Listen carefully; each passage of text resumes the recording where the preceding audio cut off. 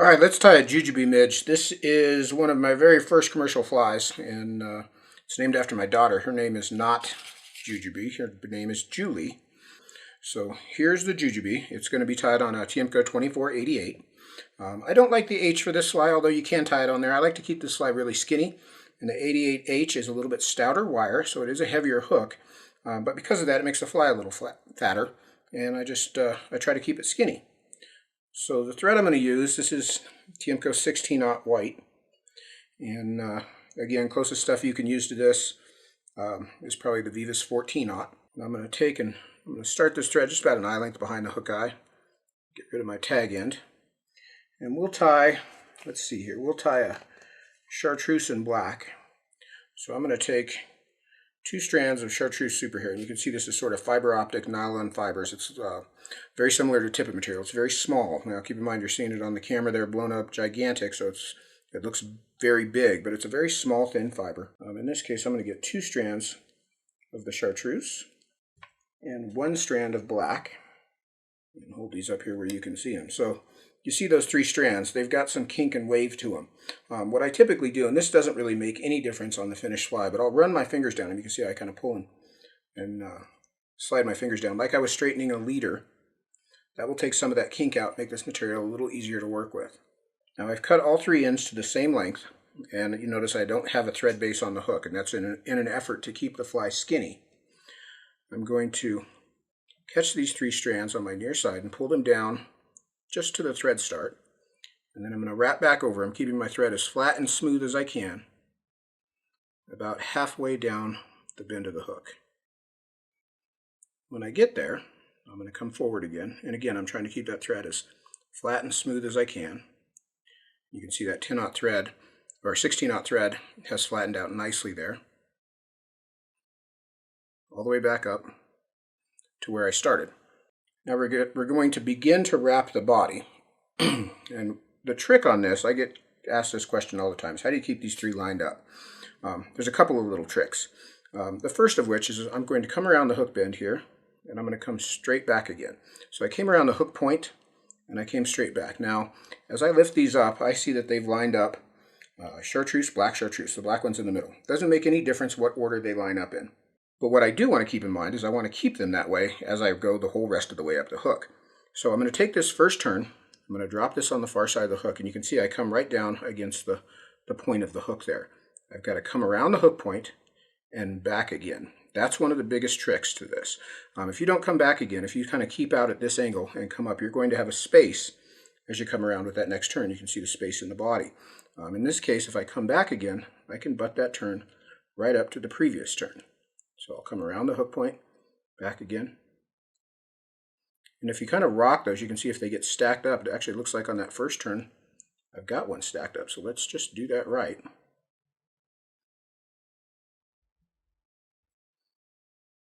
Come up on this first turn, around the hook, back again. And you can see as I start to wrap these, as I rock these, they'll lay flat on the hook. And by rocking, I'm just sort of jiggling them back and forth. And I'm going to work right up to where I started the thread. And you can see how that SuperHair picks up a lot of light, and that black strand creates the rib. So we've got a really nicely segmented body there. So now I'll trim my SuperHair out. Then I'll come in and whip finish my white thread.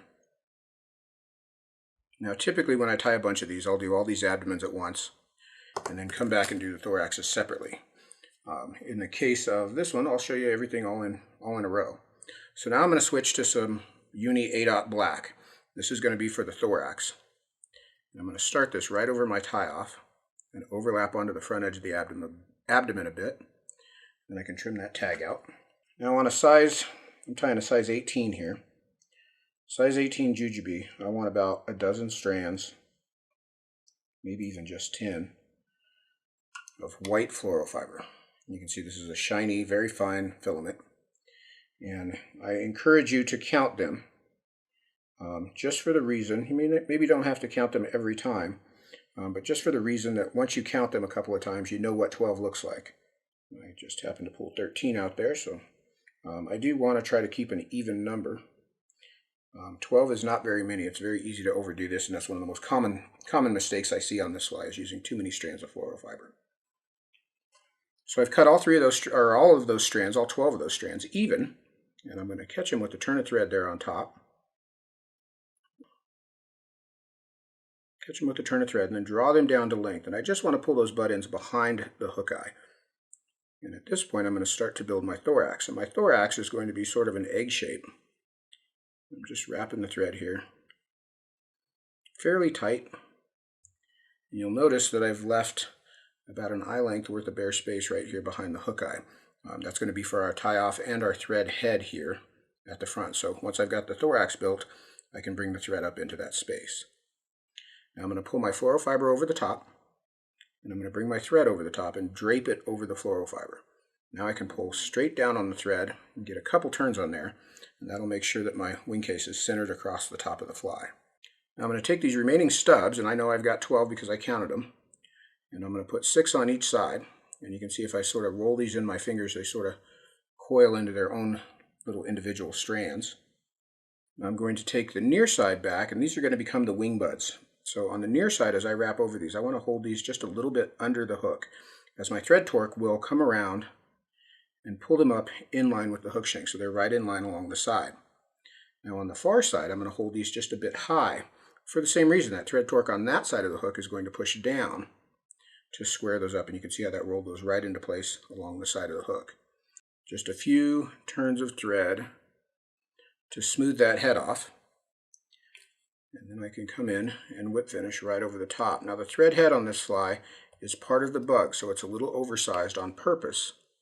A midge doesn't end at its thorax, it's got a little head in front of it, so I make that head a prominent part of the fly. And now when I go to trim the legs, I'm going to take my very thinnest scissors and put them right against the back edge of the wing case. And I'm going to grab these two, I said legs, these are actually wing buds.